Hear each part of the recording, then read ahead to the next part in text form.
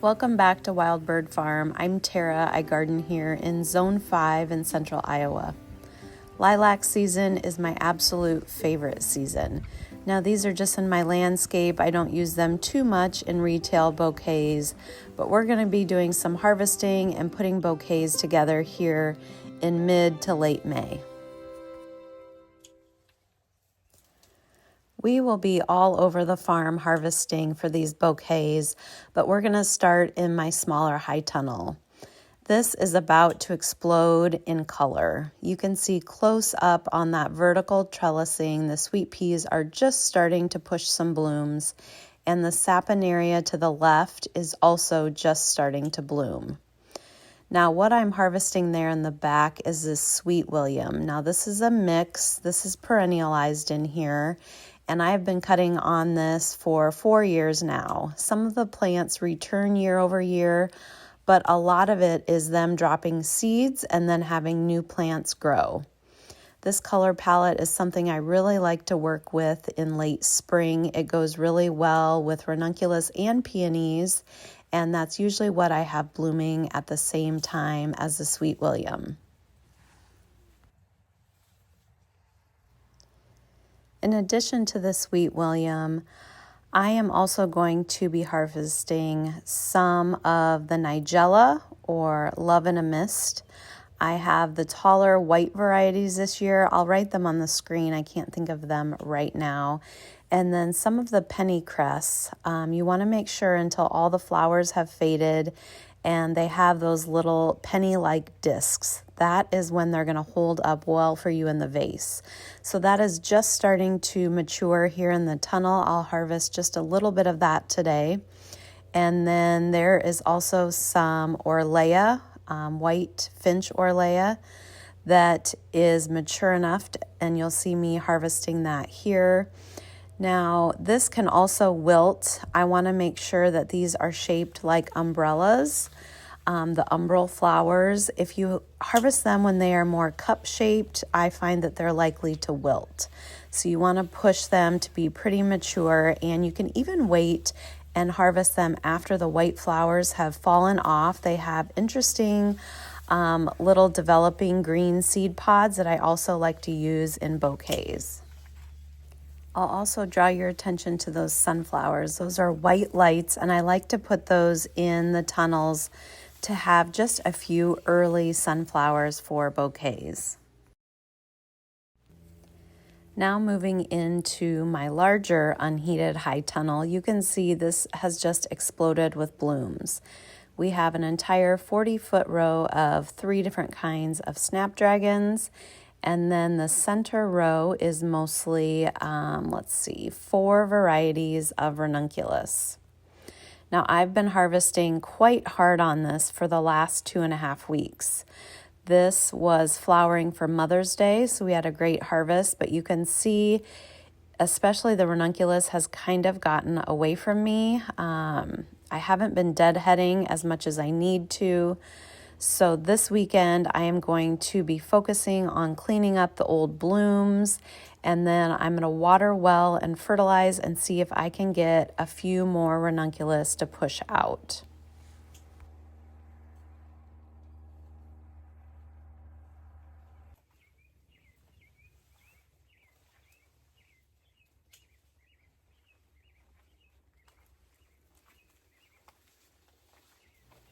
I've had several questions about when I harvest Ranunculus. Now you can harvest them when they're pretty tight still but soft. This year I've been waiting a bit longer and having them a little bit more open. And one of the keys I have found is to look at the back of the bloom, and if those petals are browning at all or looking shriveled, then they're really past their prime. So that's kind of just a quick check I do as I'm harvesting Ranunculus that are a little bit more open. Now there has been research done that says that you want them to be fully open and fluffy before you harvest. I do find that if you have any insects, I have a few little worms that have been putting a few holes in my ranunculus this season. So if you can harvest them just a bit earlier, I have found less pest damage.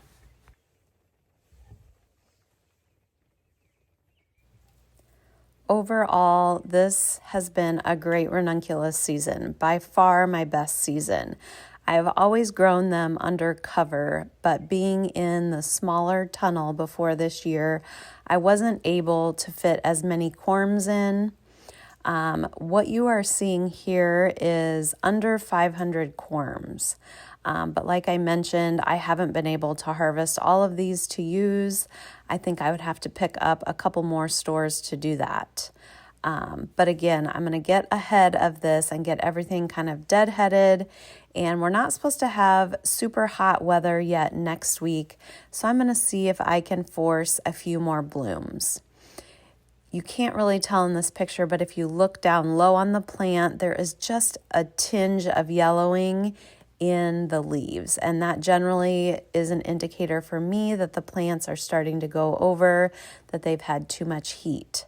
But you'll notice that I do have a frost cloth on the length of this tunnel, and I do think that is helping hold moisture in the soil as well as keeping it a bit cooler in here.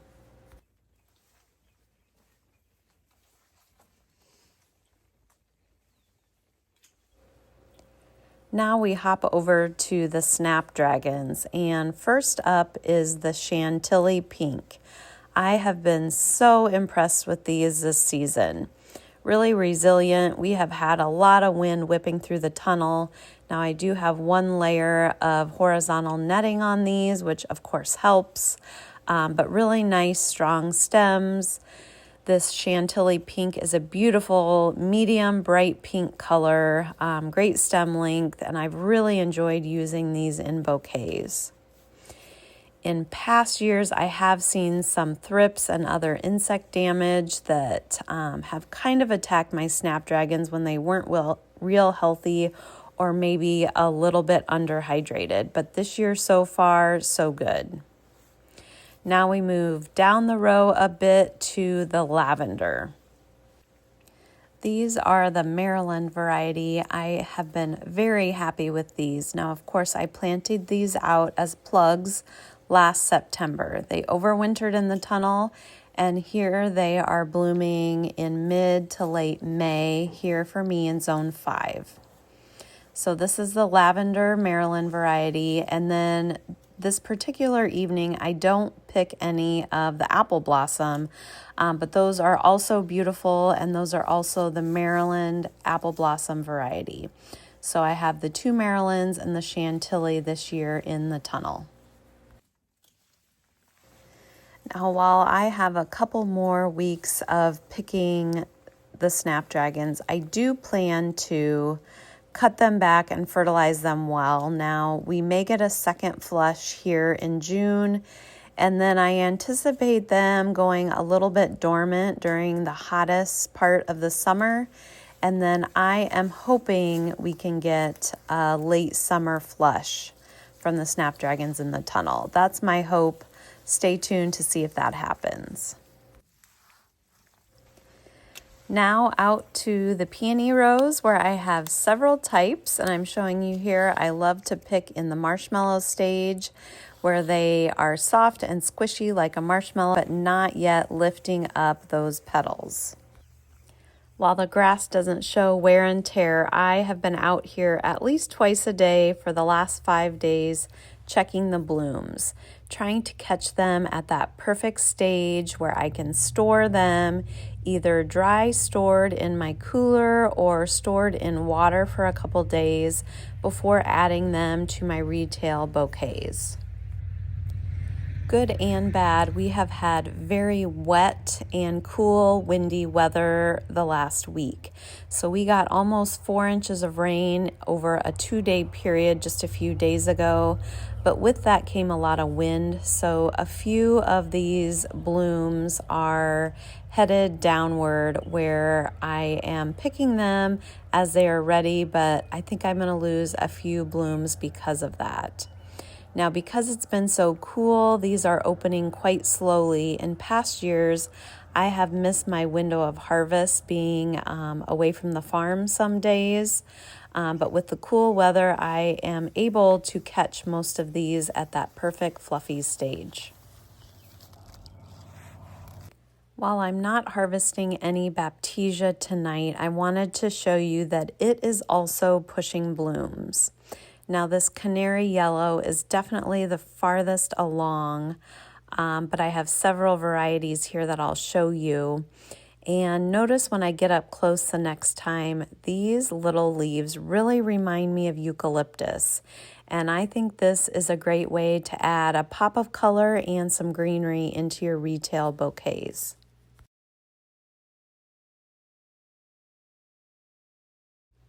Swinging down to the lupin row, these are also pushing blooms. I have really got to get in here and weed this row. I'm usually pretty good in the spring about cleaning it up, but I just have not had a chance yet, and you can see a lot of that perennial grass that should not be in these rows are there. And then as we head out to the annual field, a quick look at the columbine. Now these I put in last year and they are blooming, and then I added some more of the Nora Barlow, which won't bloom until next season. And then this row out in the annual field was our destination for greenery. I use anise hyssop or anise hyssop. I'm not sure how you say it, but this is perennial here in our zone. It pushes up long green spikes that are great for early season green in bouquets. Now, if you've been around for a while, this is our newest garden planting box. So I have been working this season to move most of my hyssop into a nice 25-foot row in this box. So I have this area here that I can pick off of, but I have a lot of younger plants I've been transplanting. So next season, I fully expect to have a full 25-foot row where I can pick to my heart's content early in the season. Now these have square stems. I believe they're in the mint family, and I just strip them quickly while I'm out in the field, and they hold up really well. They hydrate well overnight, and then they are great to use. I usually use 3 stems in a standard size market bouquet. Now besides a couple twigs of Bupleurum that were mature enough to harvest, and a couple pieces of cress that I didn't show on camera, this is my haul that I am going to take in and let sit overnight, and then we will pick up early tomorrow morning as I'm putting those bouquets together. So here's the haul we have to work with today. Now I'm just going to be using squares of craft paper that I've roughly folded into a triangle and stamped with my logo, and that's how we're going to wrap these up. I just use rubber bands and a stapler and keep things pretty simple. Since I have 3 colors of peonies starting to bloom, I decided to build my bouquets around those. So I have kind of a medium pink here that I'm going to work with first, and then I have some white peonies, and then I have those dark pink ones. So using those kind of as my base, I'm going to add greenery. I'll add some Sweet William and Ranunculus. I will add a pop of white either with the Nigella or the Orlea, and just sort of build around that. These particular bouquets are going to a grocery store chain, and they have a standard set price. So I build my bouquets with that pricing in mind.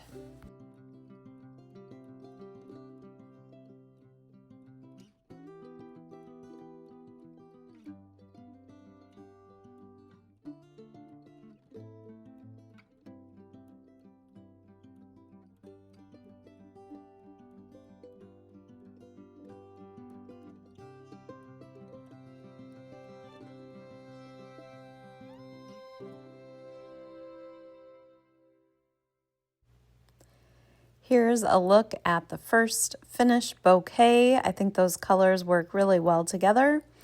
I'm just cleaning up all the lower leaves. Then I'm going to snip the stems to an even length. I'm going to use a rubber band just to secure all the stems together and make it a little bit easier to wrap it up.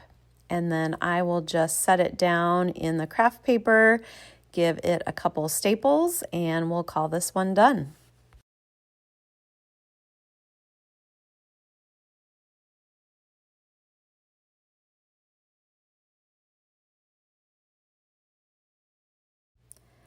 After taking inventory of the peony colors that I have, I decide to do 3 similar bouquets of each colorway.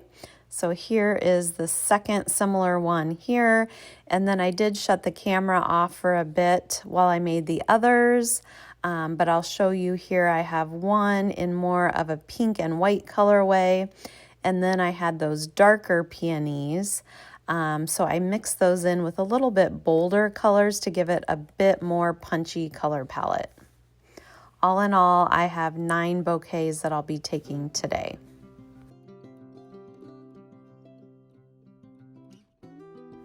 That wraps up this video. Please like and subscribe. I have a lot more content coming this summer. Until next time.